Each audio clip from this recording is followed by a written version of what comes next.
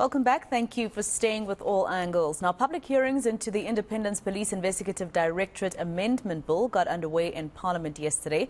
The bill has to fend off some strong objections from organizations like the Institute for Security Studies, among others.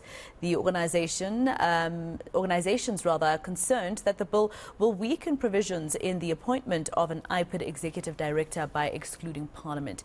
David Bruce, an independent researcher and consultant for the Institute for Security Studies, joins me now live to give us their reaction. Mr. Bruce, thank you very much for your time.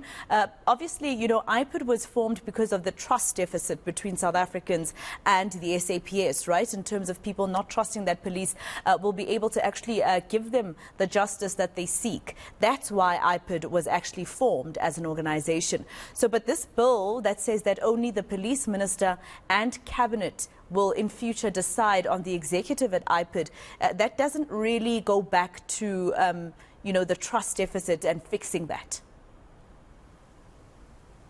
Yes, you're correct. And so the bill, as it's been introduced in Parliament, is in many ways quite puzzling, because it does say that it's part of, you know, one of the things that it's intended to achieve is to strengthen IPID's independence, but then it contains this really curious provision relating to the appointment of the IPID executive director, which, you know, if it was to be passed in its current form, would certainly further weaken IPID's independence. And of course, I know that, you know, the ISS is one of the institutions that actually approached Chief Justice Raymond Zondo during that State Capture Commission of Inquiry to say that in its current form, the IPID Act was not actually assisting in making sure that there is no political interference when it comes to investigations against police. So, you know, what do you think prompted this type of decision? Because that would further weaken it, like you said. Well, you see, I mean, as I've said, it's a bit of a puzzle.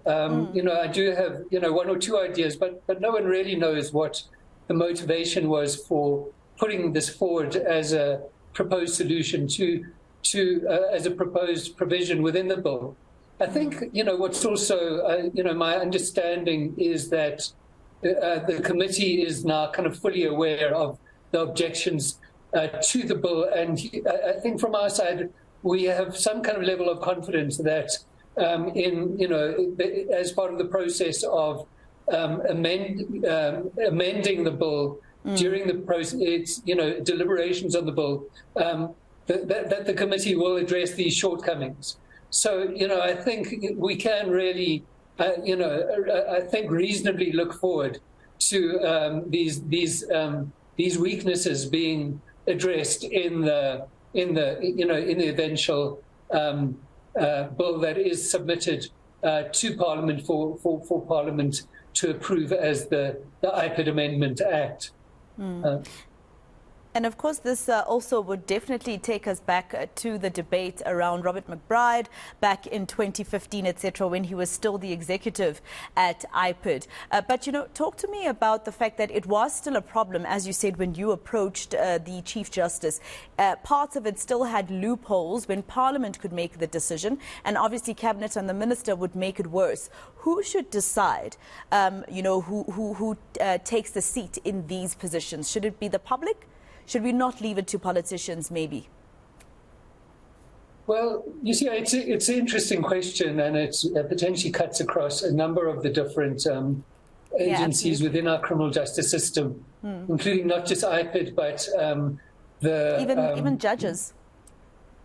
Well, you know, I would leave judges out of this conversation right at the moment, because we do have the Judicial Services Commission.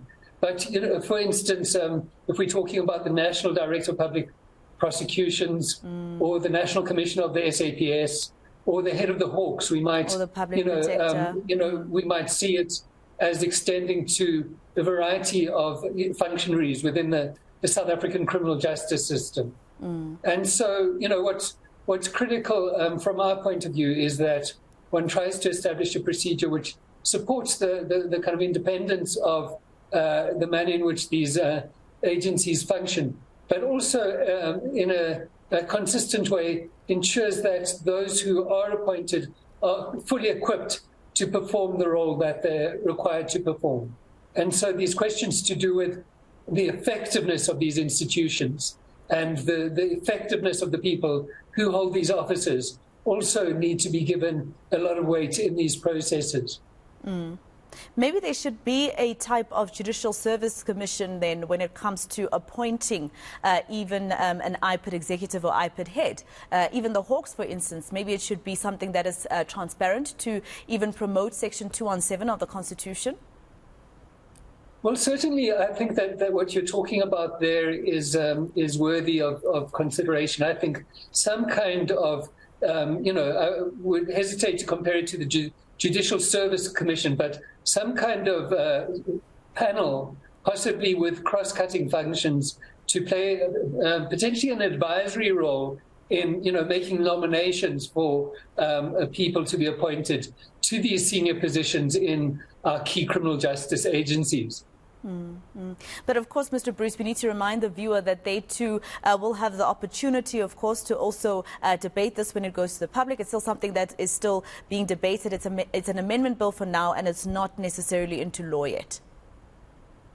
Well, I think, the window for, I think, making submissions is, as far as I understand, likely to close quite soon. In fact, Parliament had a 2nd of October deadline for submissions on the bill, and right now it's deliberating on the submissions. And it's put forward a time frame where, in terms of which it's hoping to revise the bill and put it forward to Parliament for it to be passed, I think even by the end of the year. Yeah. Well, it's always quite concerning even when things do go to Parliament, because at the end of the day they vote, and then the party which has the most seats will end up being the one that gets what they want if they vote within the party line. Mr. Bruce, thank you so much for your time. Hopefully this is something that government considers to extend in terms of public participation. David Bruce is an independent analyst and consultant to the Institute for Security Studies.